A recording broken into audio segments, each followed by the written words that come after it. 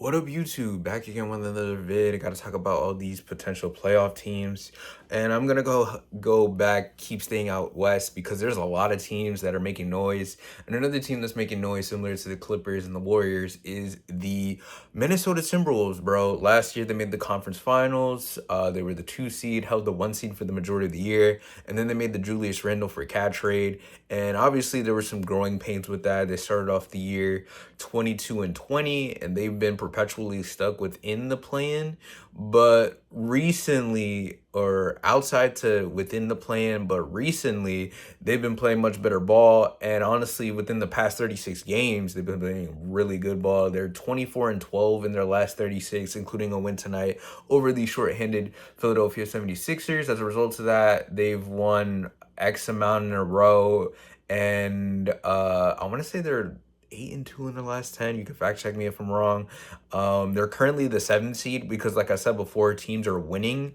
The Warriors have jumped up to 5. The Clippers are winning. Memphis has dropped, but they've won the past couple games. They're currently at 6.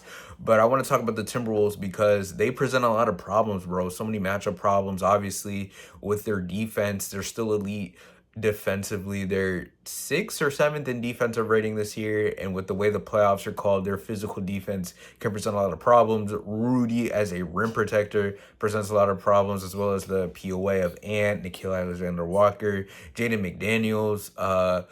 Nas Reed is good on the back line as well. They just present a lot of problems, bro. But obviously with the Cat and Julius trade, offense was gonna be spotty, and it was growing pains. But recently they're playing good ball. Julius has been halfway decent as a shooter, and took it upon himself because he knew, because of spacing wise is gonna be weird with Julius and Rudy in the starting five together. He's took it upon himself to make himself one of the best 3-point shooters in the league, one of the best pull-up shooters in the league. He's damn near taking like 10 or 11 threes in the game, and he's damn near at 40%, which is crazy to think about because if y'all remember, Ant wasn't known as a shooter. He was known as like a slasher and a midi guy. Obviously the speed is still there. He's still the finishing is still there.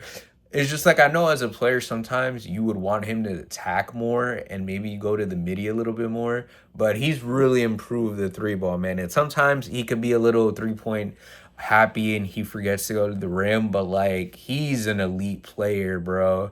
And the playmaking, it's cool. It'll come over time. I don't think he's ever gonna be like a Luka level passer or anything like that, but it's growing.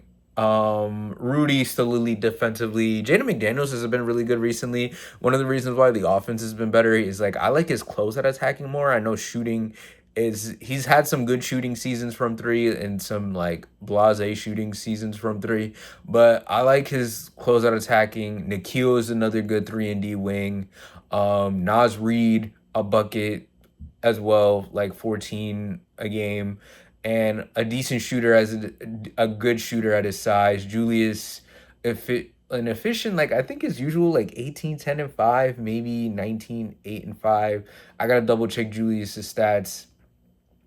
Um, who else? Dante DiVincenzo, who they also acquired from the cat trade, has been hitting his shot more. It was a bit of a rough go. Like, all the shooters were having a bit of a rough go early, but now they're hitting their stride, and they're one of the deeper teams in the league, man. Like, they present a lot of problems. You got Ant, Mike Conley, Vet, also good shooter, J Mac, Julius, Rudy, and then on the bench you have Dante, Nikhil, Nas. That's a solid 8-man rotation right there, dude.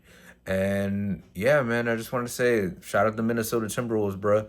They present a lot of problems. They could give OKC a scare. Obviously, they've given Denver problems, and honestly, they own the Denver matchup now.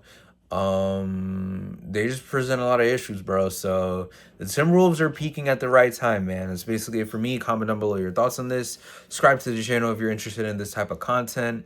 Follow me on TikTok at Denny Nuggets. And as always, have a good one, guys. Peace.